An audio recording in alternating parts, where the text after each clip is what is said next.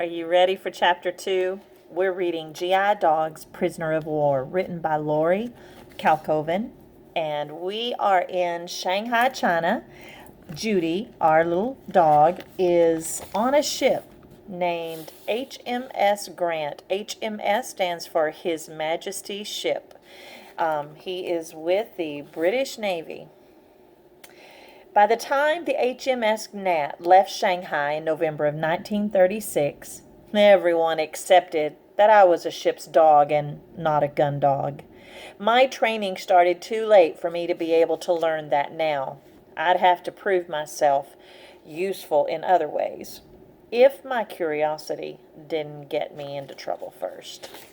And that leads us to chapter 2, titled Dog Overboard. I was used to the noise of Shanghai, but the roar of the Gnat's engines and the rush of the water as we fought our way upstream was another thing entirely. The gray foam that followed the ship, churned up by the engines, fascinated me. So did the yellowish-brown water that stretched in front of us. It was full of new smells. A few days after I joined the ship, I wiggled under the ship's rail and onto the steel plates on the outer edge of the deck to get an even closer look. I had seen men out there before. They always attached themselves to the rail with a leash. As soon as I got out there, I realized why. These steel plates are wet and slippery. I danced around, barking at the churning, frothing water below me and trying to keep my footing. The last thing I heard as I went over the edge was, "Man, overboard! No, dog! Dog overboard!" I hit the water with a giant splash and howled. Bad tasting water rushed into my mouth. This is cold and deep. I had splashed in puddles and in baths, but I had never been in deep water before. I paddled and paddled, trying to keep my head above water. Even worse than the deep, cold water, the Gnat was going in one direction, and the rushing river was carrying me in the other. I paddled as hard as I could, but there was no way I'd be able to fight my way back to my ship. The water was too rough and too fast. I'm in big trouble. Suddenly there was a buzzing sound behind me. I couldn't see what it was over the choppy water, but it got louder and louder as I struggled to keep myself from being dragged under. Then I saw it, a small boat with Seaman Vic Oliver at the tiller. He fought his way toward me, and then he passed right by. One of the Chinese boat boys and another seaman were with him. I would have barked to say, "Come back!" but keeping my head above water took every bit of energy I had. Then Oliver gave the boat a tight turn. The Chinese boat boy leaned over the side to grab my collar. Rescue, I thought, but not quite. The boy fell overboard too, and we were both dragged under. I could feel him thrashing near me while I fought to break the surface and take a breath. The next thing I knew, two sets of hands were pulling me and then the boy out of the water. I heard a cheer from the deck of the Gnat as I slumped, shivering in the bottom of the rescue boat. When I got back on ship, I was covered in Yangtze River mud. I thought I smelled wonderful, but CPO Jeffrey insisted on giving me a hot bath, which was fine since I was freezing. Then he took me back out on deck. That scared me a little. I didn't want to fall overboard again, but he pointed to all the things I should stay away from, and that included anything too close to the edge. Believe me, I thought, I'm never going to do that again. My usual habit was to wander around the ship at night and choose a place to sleep, but that night I stuck close to the CPO. I needed a peaceful rest after all the excitement. The next few days were exactly that, peaceful. We streamed along upriver, waving to French and British ships going the other way. I curled my lip and growled when 4 Japanese warships passed by us. I recognized their uniforms and their flag. Kickers, I thought. We pressed on until we passed Nanking, China's capital, and reached a small settlement called Wuhu. That meant expeditions on shore. There was a Navy canteen that served ice cream, and let me tell you, it was delicious. Too soon, we continued upriver into a land of steep gorges. The walls towered above us on either side of the river. One night, far from any settlement, we were forced to lay anchor in one of those wild, unpopulated gorges. There was no sign of danger, but I slept on deck anyway, just in case. Something told me to be on the alert. Around 3 o'clock in the morning, I heard something that wasn't right. I shrugged off my blanket and I sat up. There it was again, a quiet, sneaky noise. Living on the streets of Shanghai had taught me about danger and how to sense when it was near. I knew something threatening was coming toward us. Pirates! Human ears are about as useful as their noses. I knew the officer on watch didn't hear the danger, so I started to bark. He tried to shush me. Quiet, girl, you'll wake everyone up. I'm not stopping until you pay attention, I barked. Thankfully, he did. He directed a signal light in the direction I was pointing and trained it on the river. Finally, he saw what was coming. 2 large pirate junks, or flat-bottom boats, drifting silently toward us. Not so silently that my super powerful ears didn't hear you, I thought. Now that he saw the danger, I did what the watch officer asked and shushed. Won't those pirates be surprised when they try to board the ship? The officer fired one shot into the sky. Within seconds, the Gnat's deck was full of pajama-wearing sailors ready to fight.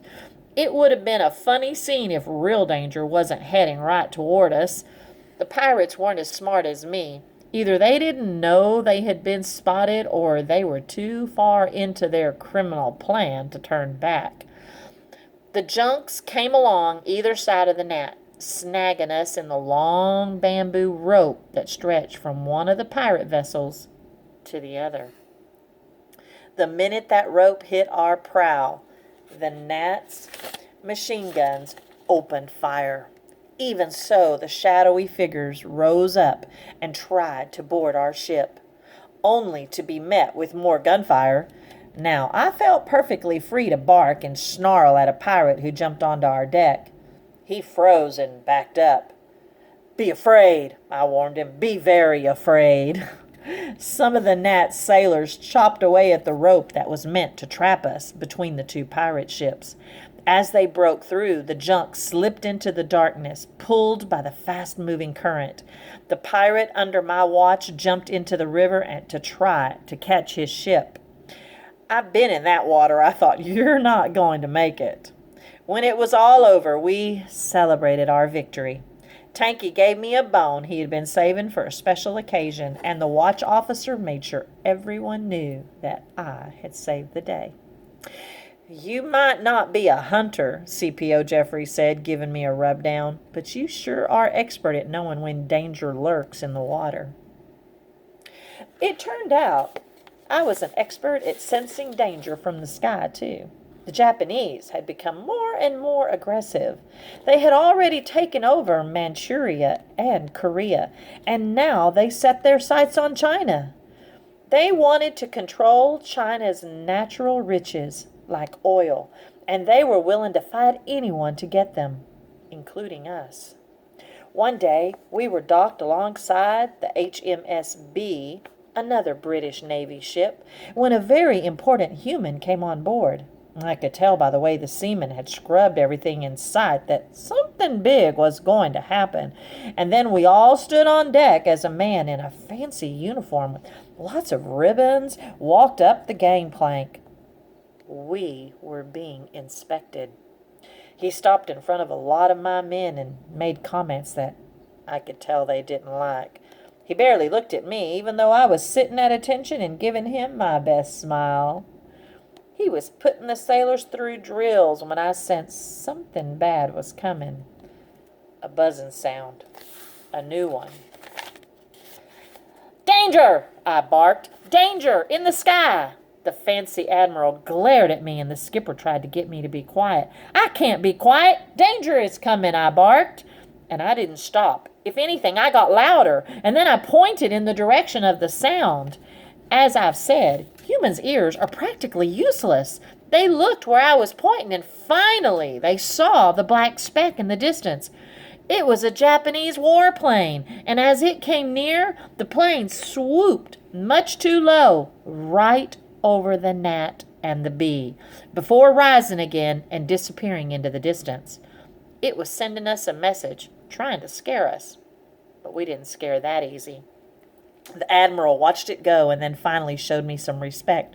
"Remarkable," he said, looking at me. "The time is coming, I fear, when we all may need a dog like this stationed on the ship's bridge." It's about time you noticed. Even though I had proved myself an expert at sensing danger on the river and in the skies, those silly seamen were still surprised when I proved I could protect them on land, too. We were docked in Hankow, where our orders were to fly the flag and protect the city. It was a fun assignment. There was lots of entertainment, not to mention ice cream, in the city. I joined a sailors' club, the Strong Toppers Club, with my men. It was a place where we went to play games and relax. I howled along when they sang their club song. "Strong toppers are we on the dirty Yangtze. Gunboats or cruisers, we're here for a spree." There was other fun to be had, too. There were games of rugby and soccer and field hockey with other ships. I was really good at scoring goals, even if I did sometimes score for the other team. But my favorite thing in Hankow was the long runs that I took with my seamen, especially CPO Jeffrey and Vic Oliver, who had saved me from drowning. It was on one of those runs that I proved I could take care of my guys no matter what. Jeffrey and I were out for a walk on a Hankow road. We soon left the city behind. The dense jungle that stretched along the Yangtze was on our left, and I could smell the river a short distance away. And then I smelled something else. Danger. An animal was stalking us. Stalking Jeffrey.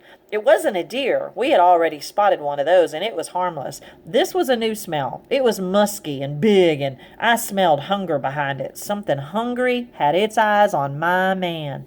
I left Jeffrey and I darted into the jungle to scare it away, but stopped short when I found it. Uh-oh. This thing isn't going to be afraid of me.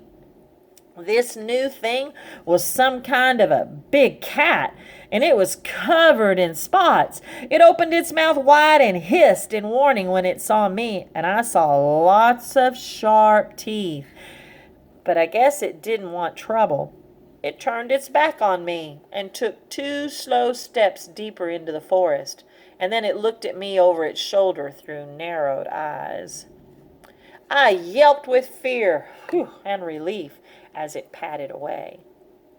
Jeffrey called to me, and I burst out of the jungle, trembling all over. He tried to get me to slow down and walk by his side, but I darted toward Hankow, forcing him to run to keep up. I knew he had to run, or that big cat could come after us again. He got the message and hurried after me. After a while, we turned, and I saw it again, lurking on the side of the road, half hidden by the jungle. Jeffrey saw it too, and we picked up our pace. It wasn't until we got back to town that I learned the cat's name. "Judy saved me from a forest leopard today," Jeffrey told everyone. "She risked her life to save mine." Of course I did, I thought. That's my job. And that's the end of chapter 2.